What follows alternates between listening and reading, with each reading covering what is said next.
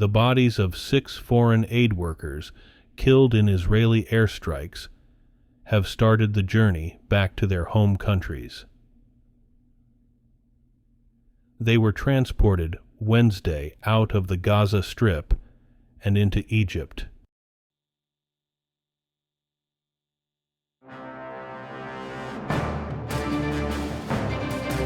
Today is Thursday, April 4th, 2024, and this is the Dunkley Report.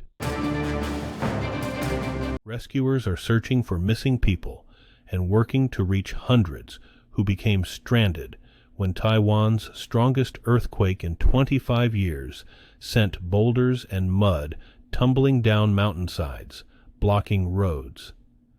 10 people died and more than 1,000 were injured.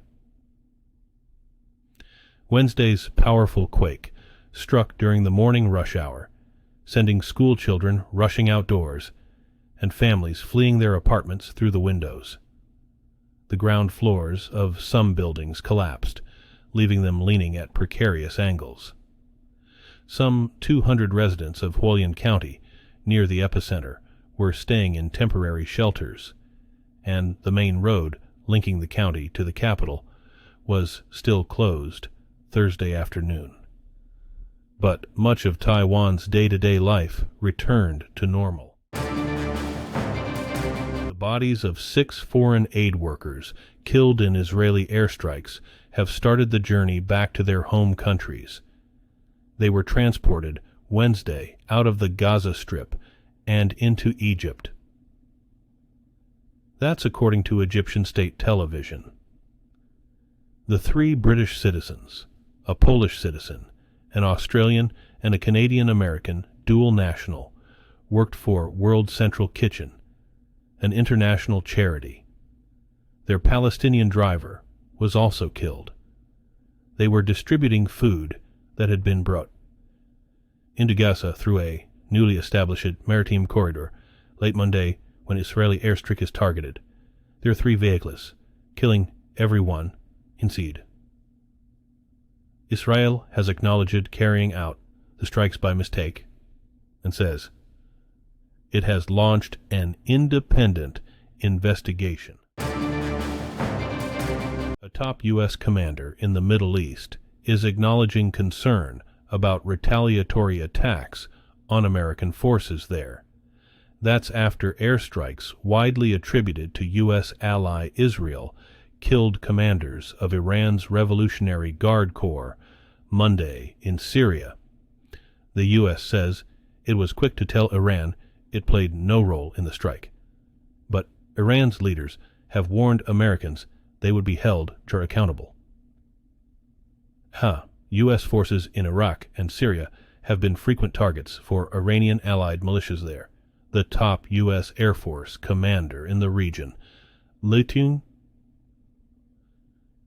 General Alexis Grinkowicz, says the strike in Syria could end a pause in attacks on U.S. troops in Iraq and Syria that's held since early February. A judge has rejected Donald Trump's bid to delay his April 15th hush money criminal trial until the Supreme Court rules on the presidential immunity claims he raised in another of his criminal cases.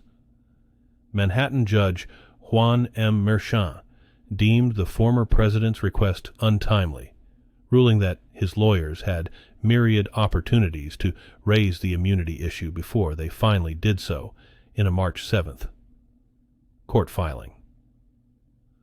Lawyers for the presumptive Republican nominee had asked to adjourn the New York trial indefinitely until Trump's immunity claim in his Washington, D.C. election interference case is resolved. Donald Trump has routinely faced protesters as a candidate 8 years ago and during his presidency. Thousands regularly demonstrated outside his rallies, blasting his immigration proposals and inflammatory rhetoric.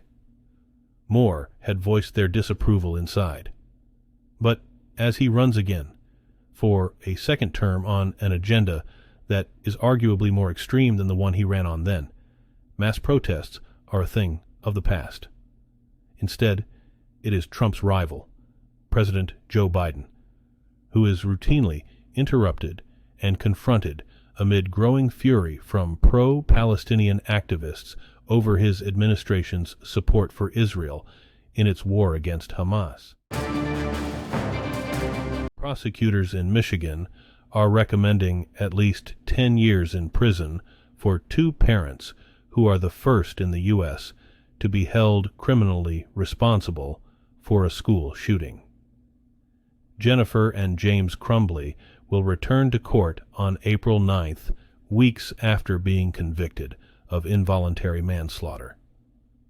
They were accused of failing to take steps that could have prevented their son, Ethan, from shooting up Oxford High School and killing 4 students. Prosecutors said Ethan wanted help for his mental health, but his parents ignored him. They were also accused of failing to safely secure a gun at home. Israeli airstrikes that killed 7 aid workers in Gaza have reverberated around the world. Friends and relatives are mourning the losses of those who were delivering food with the charity World Central Kitchen. Saifuddin Issam Ayad Abu Taha was a 25-year-old Palestinian man who had worked since early this year as a driver for the group, Lalzaumi As Zomir. Frankom was born in Australia and had worked all over the world helping those in need. Damian Sobol was a 35-year-old from Poland, who colleagues say quickly rose through the charity's ranks. 3 British victims were military veterans providing security for the mission. They were John Chapman, James Henderson, and James Kirby, and Jacob Flickinger was a 33-year-old dual citizen of the U.S. and Canada with a 1-year-old son. The Palestinians want the Security Council to vote later this month on their revived request for full membership in the United Nations, despite the United States reiterating that Israel and the Palestinians must first negotiate a peace agreement. The Palestinian UN ambassador said Wednesday that 140 countries recognize the state of Palestine, and we believe it is high time now for our state to become a full member at the United Nations. The Palestinians are making a fresh bid for UN membership as the war between Israel and Hamas that began Oct. 7 nears its 6th month. Palestinian ambassador Riyad Mansour says he expects a council vote on Palestinian membership to be held April 18th. Russia's defense minister has warned his French counterpart against deploying troops to Ukraine in a rare phone call, and noted that Moscow stands ready to take part in talks to end the fighting. Sergei Shoigu told French Defense Minister Sébastien Lecornu Wednesday that if Paris follows up on its statements about the possibility of sending a French military contingent to Ukraine, it will create problems for France itself, according to the Russian Defense Ministry's statement. The call marked the first such contact between Russian and French defense ministers since October 2022. Shoigu also noted Moscow's readiness for dialogue on Ukraine, emphasizing that a planned round of peace talks in Geneva would be senseless without Russia's involvement. On April 4th, 2014, outside a heavily guarded government compound in eastern Afghanistan, Associated Press photographer Anja Niedringhaus was killed by an Afghan police officer as she sat in her car. She was 48 years old. She was best known as a conflict photographer. Her work helped define the wars in Iraq, Afghanistan, and Libya. Some of the most memorable images from those dark pages in history, ones you might well recognize, came from her camera and her vision. She expertly told small stories of everyday life in dozens of countries, and despite her reputation as a war photographer, very often she found beauty and joy on assignment. Today's news has been reported by the Associated Press. This has been the World News for Thursday, April 4th, 2024. Thanks again for joining us. At the Dunkley Report.